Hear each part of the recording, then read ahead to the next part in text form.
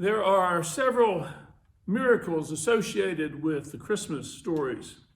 There's the virgin birth, that's the most prominent one.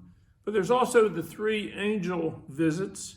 There's the old age pregnancy of Elizabeth. And then there's this special star that appears for the Magi. We're going to talk about the Magi and the star this morning.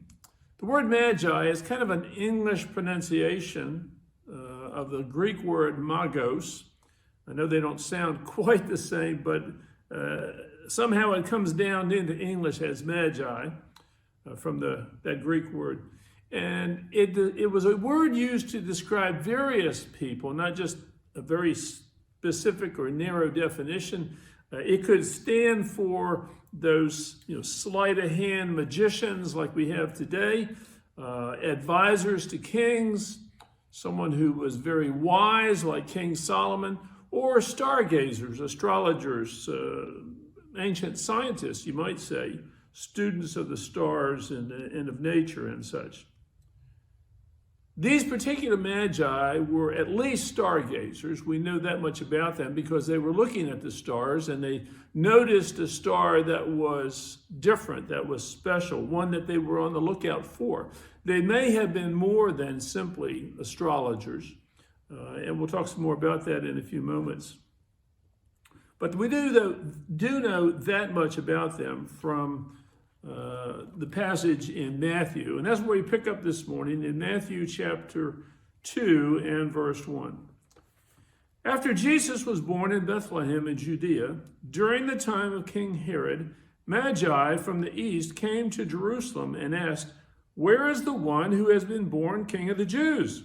We saw his star in the east and have come to worship him."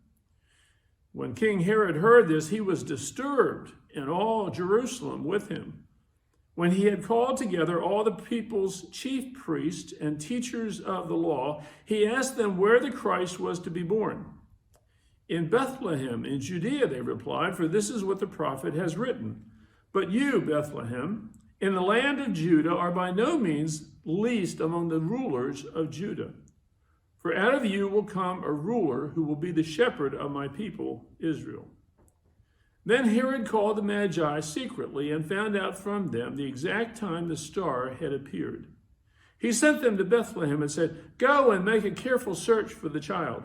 As soon as you find him, report to me so that I too may go and worship him." After they had heard the king, they went on their way, and the star they had seen in the east went ahead of them until it stopped over the place where the child was. When they saw the star, they were overjoyed. On coming to the house, they saw the child with his mother Mary, and they bowed down and worshiped him. And they opened their treasures and presented him with gifts of gold and of incense and of myrrh. The miracle of the Magi story is the star. The star appeared again to show them the way from Jerusalem to Bethlehem. That star was a miracle of God. It was a special star. It didn't act, at least at this point, leading them from Jerusalem to Bethlehem, it didn't act like a normal star. If you go outside tonight and you look straight up, you'll maybe see a star or several stars close to, directly over your head. And if you could travel in any direction instantly 100 miles and look up, you'd see the same sight. The stars are so far away that they wouldn't look like they're any different than where you were a moment ago, 100 miles away. And yet this star somehow led them from Jerusalem to Bethlehem. And Bethlehem is only 6 miles south of Jerusalem. This star moved, and then it stopped and hovered, if you will, over Bethlehem and over the house where Jesus was living. So it did not act like any star they had seen before. Now, we don't know where this prophecy came from. There was a prophecy of a special star announcing the birth of a Jewish king. We don't know where this prophecy came from. We can hypothesize that either it came from one of the Old Testament prophets, one of the prophets who has a book named for them in the Bible, but a prophecy that they gave that wasn't included in the book named for them. Or it was a prophecy by a prophet other than one of the prophets in the Old Testament. There are other prophets mentioned in the Old Testament whose name we're not told. So it's not beyond belief that there were other prophets that God had in that time that announced a prophecy about a star, about a future king, the Messiah. We do know that there are other ancient documents, both in the Old Testament and the New Testament, that are mentioned that we don't have. And I'll give you a couple examples of them. The first one is, we're looking in 1 Kings chapter 14, and Jeroboam has become the first king of the northern kingdom, Israel. Remember, the nation is split into two nations. The southern kingdom was called Judah, and the northern part of Israel was called Israel. And Jeroboam is the first king, and it details some of the things about his life. And then it summarizes this way in chapter 14 and verse 19.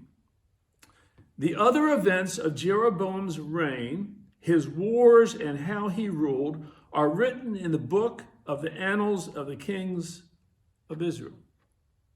So there's an ancient book mentioned, the book of the annals of the kings of Israel, that we don't have. And in fact, there are two other books like that mentioned in the books of 1st and 2nd Kings. There's the book of the annals of King Solomon, the things that King Solomon did in his life, and then a book of the kings of Judah, the things that the kings of Judah did. And none of those three books have survived down through the centuries. Certainly not part of the Bible, but we don't have record of them outside of the Bible either. No copies of those three books have survived down through the centuries unless they're buried someplace and maybe somebody will dig them up someday. But there are three books that were writings of the old that have not survived and are not part of the Bible. Let me give you a New Testament example. We're now in Colossians, the book that Paul wrote to the church at Colossae. And he says in Colossians chapter 4 and verse 16, he instructs them, after this letter has been read to you, see that it is also read in the church of the Laodiceans, and that you in turn read the letter from Laodicea. Now, Laodicea was a town, another small town like Colossae, just 9 miles up the road. And Paul evidently had written a letter to the church at Laodicea, and he wanted the two churches to exchange these letters and read them both. But we don't have the letter that he wrote to the church in Laodicea. It has not survived, and God did not make it part of the Bible. So my point is that there were lots of other ancient documents, both in Old Testament days and New Testament days, that God did not choose to be part of his Bible, the Bible that he wanted us to be reading and learning from. So it's not beyond imagination that there were other prophets than those mentioned in the Old Testament and other prophecies that were meant only for the people living in those olden days and not for us today, including a prophecy about a special star that would announce the birth of a Jewish king, in fact, announce the birth of the Messiah. But you might ask, but the Magi weren't Jews. These are pagans. These are somebody other. They worship other gods. These are people from other nations, some other nation east of Palestine. Why should they have the prophecies about this king? Well, let me remind you, or you may not be familiar with the fact that at one point, God allowed the nation of Babylon to take over the land of Judah and carry off all the prominent people, all the rich people, all the royal people, a lot of the craftsmen and tradesmen, and only left the poor farmers to work the land. Everybody else was exiled to Babylon. And actually, from your direction, it would be that way. They were exiled to Babylon, which was east of Palestine, and they lived there for 70 years. And in that 70 years, they became familiar with the religion of the Babylonians, and the Babylonian religious leaders became familiar with the religion of Judaism, of the Jews. And evidently, some of the religious leaders of the Babylonians were much like some of the Hindus of today. The Hindus kind of take in stuff from other religions and add it to Hinduism. I was accosted one day by a Hindu Indian doctor, a man from India, who was practicing here at the old Crownsville Hospital. I had gone to visit a young woman from our church who was in the Crownsville Hospital. And on my way out of the hospital that day, this doctor comes out and he wants to engage me in conversation about Christianity. And he said that he was Hindu, that he was from India, and that he agreed with what we believe, or what he thought we believed. He wasn't correct in his interpretation of Christianity, but he said, we've added Jesus to us. Jesus is a part of my life as a Hindu. Well, evidently some of the ancient Babylonians did the same thing with Judaism. And along the way, in that time period, somehow they heard this prophecy. They had access to this prophecy about a future special star and a future king, the Messiah. And we're watching for that future king. In fact, it was at least a couple hundred years later, after the prophecy was given, that the star announced the birth of Jesus, and they had been watching. And their descendants had been watching for all of those years for this special star. And when it appeared, they knew what it meant. And so they came looking for this new king to pay homage to him. It may also have been that some of the Jews, the Jewish religious leaders of Jesus' day, knew of that prophecy. And yet they were not looking for that star. They were not looking for the star that would announce the birth of the Messiah. How sad, how tragic. They were the ones who were supposed to be looking, and yet they were not looking. But these pagan people, these non-Jewish people, they were watching for the star, announcing the birth of the Messiah. We don't know much more about the Magi, except that we can, again, from the text in Matthew, kind of hypothesize something more about them. Considering how long this journey was, we don't know exactly where they came from, but it was a long journey, probably months. We can hypothesize that they were rich individuals in their own right, so that they could afford to leave home for that long a time, or they were emissaries of an Eastern king who said, well, here, take these gifts and go find this new king, and let's build a good trade relationship here with this king. This is all under Roman rule, but they had kings in different places under Caesar who were ruling these different places. And so the Magi came. They had come, and being either rich in themselves or emissaries of a king, likely they traveled with servants and guards, with soldiers to protect them on their travel. It was a very dangerous time to be traveling across country from place to place. And so likely they had a retinue of other people with them. And we never put them in the nativity scenes. We have the wise men, and usually three of them, and some camels, and the shepherds, and a sheep or two. We don't have any servants, we don't have any guards, but I'm thinking they must have been there too, as well.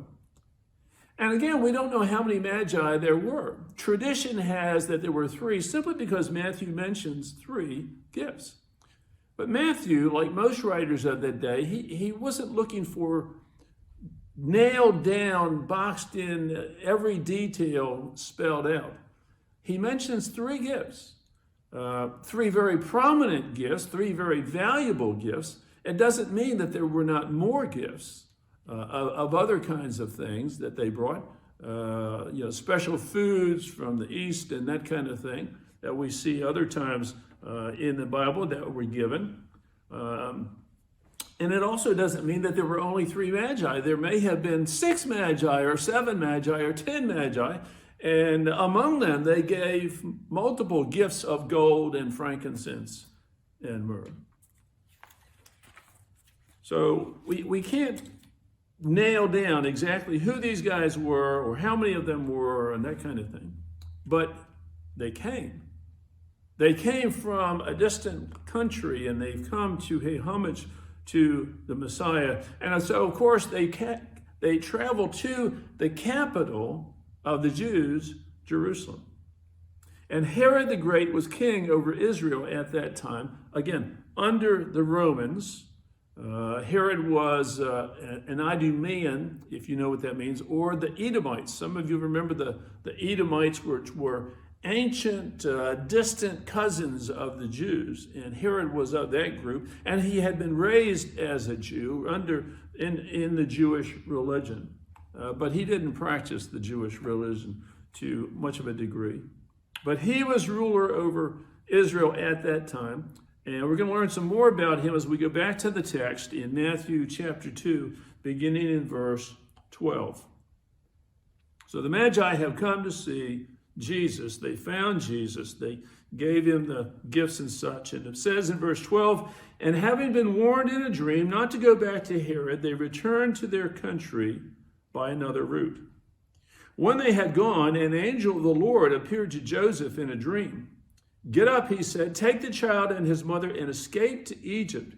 Stay there until I tell you, for Herod is going to search for the child to kill him. So he got up, took the child and his mother during the night, and left for Egypt, where he stayed until the death of Herod. And so was fulfilled what the Lord had said through the prophet, out of Egypt I called my son. When Herod realized that he had been outwitted by the Magi, he was furious, and he gave orders to kill all the boys in Bethlehem and its vicinity who were 2 years old and under, in accordance with the time he had learned from the Magi. Then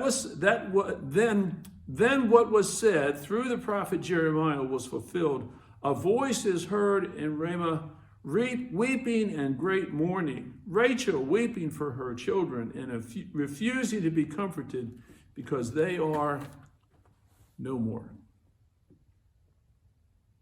Now, some readers of the Bible find it hard to believe that a king really would have soldiers go out and slaughter 100 or more baby boys, 2 infants, children 2 years and younger. But other ancient documents outside of the Bible record what kind of man Herod was. He was evil. He was a tyrant. He banished one wife and son, said, get out of here, just go. Banished them away from his kingdom so that he could marry another woman who he was in love with and who would be a good political marriage, if you will. But later he killed her and her 2 sons and others of her relatives in order to prevent a plot to steal his throne. Not that there was a plot to steal his throne. He just thought there might be a plot to steal his throne. He was not a good guy. And so the arrival of the Magi with news of a rival king certainly set the city in turmoil. Everybody was troubled. Everybody knew what kind of guy Herod was, at least at that point in his life. And so they were troubled by this news. But the Magi were treated well. And Herod seeks to find out where to look for the child so that he can secretly kill him. He calls in the religious leaders and says, where's the Messiah going to be born? The king asked specifically where the Messiah, or here, where the Christ was going to be born. The word Messiah, in case you don't know, the word Messiah is a Hebrew word which means anointed one. Anointed one. And the word Christ is Greek for the same thing. It means anointed one.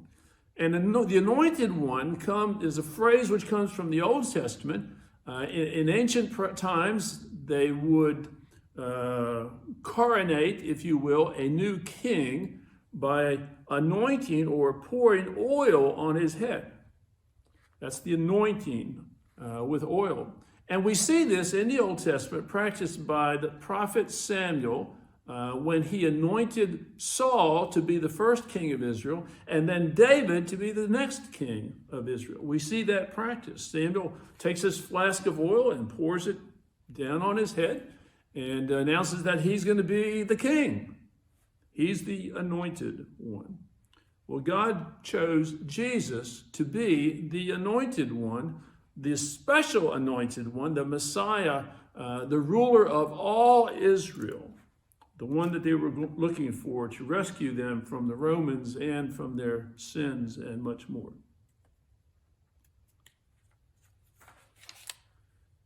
So we see the prophet Samuel do that in the Old Testament.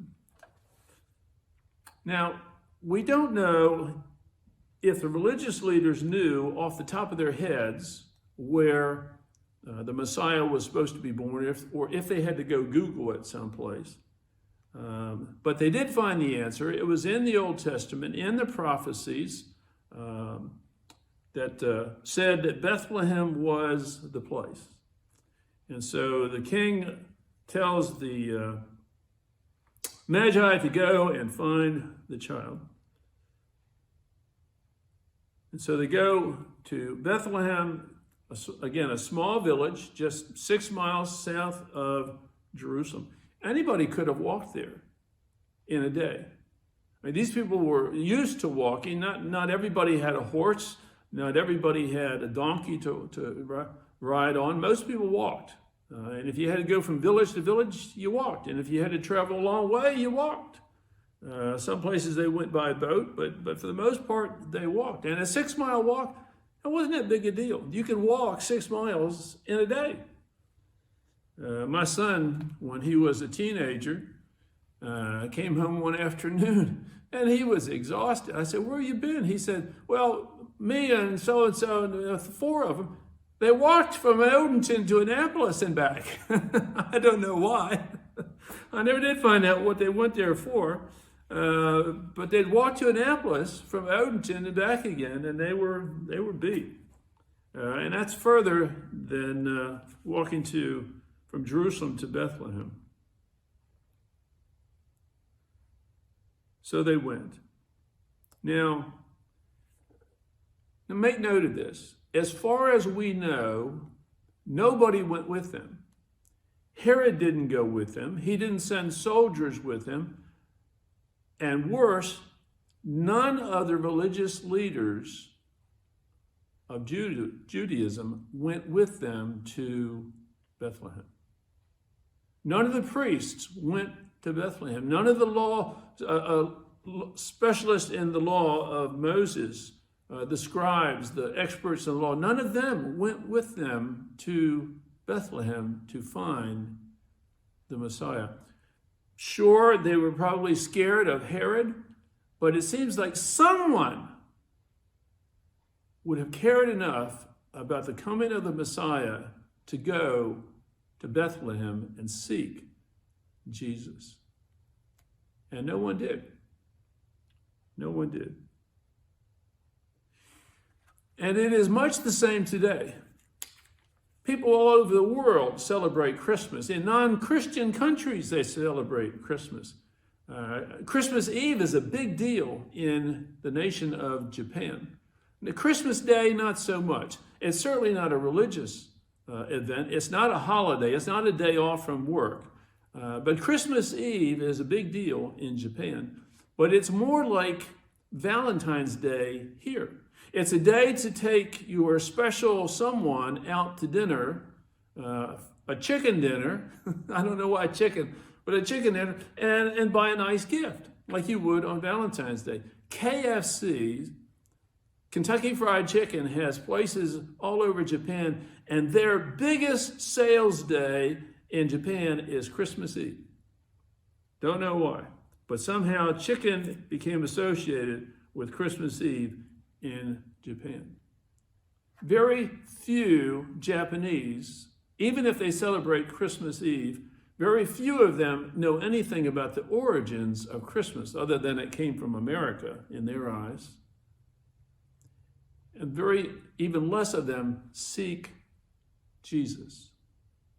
Even less of them seek Jesus. And it's not much different in our own country. I mean, of all the holidays that we celebrate, Christmas is the biggest deal in our nation. More money spent on Christmas, decorations, you name it, food, the whole works. Christmas is the big holiday, and yet, how many people are really thinking about Jesus at Christmas? How many people are really seeking a relationship with Jesus? Even among those who claim to be Christians, how many of those who claim to be Christians are really seeking a closer relationship with Jesus at Christmas? We're looking for that big gift that we wanted. And if somebody doesn't buy it for us, we'll go buy it for ourselves. We're looking for some feeling of nostalgia from our childhood at Christmas, trying to recreate something that we used to have. Or it's all about visiting relatives. This year, 85 million people traveled for the Christmas holidays, even with COVID-19, because Christmas, for many people, is about family. It's not about Jesus as much as it's about family. How many people, maybe you, spent the holidays thinking about a lot of things, but not seeking Jesus? Christianity, the Christian religion, is meant to be primarily a relationship between you as an individual and Jesus. It's not primarily a relationship between us as Christians. It's not primarily about the church. It's not primarily about going to church. It's a personal relationship with you and Jesus. That's what it's meant to be. And what Jesus wants more than anything is for you to grow close to him, to communicate yourself to him, and open yourself to what he might say to you, both through the Word and by the Holy Spirit. And yes, I'm talking about prayer. I'm talking about prayer in seeking a closer relationship with Jesus. Whatever else you want for this new year, 2021, a vaccine and able to go out to restaurants and sports arenas and whatever else you want, I hope that you would make it your, at least a goal, if not your primary goal, to seek Jesus, the one who came to die for your sins. Seek Jesus. Seek to know him. Seek to communicate yourself and your life to him. And open yourself to his word, to you, about how to live that life for him and with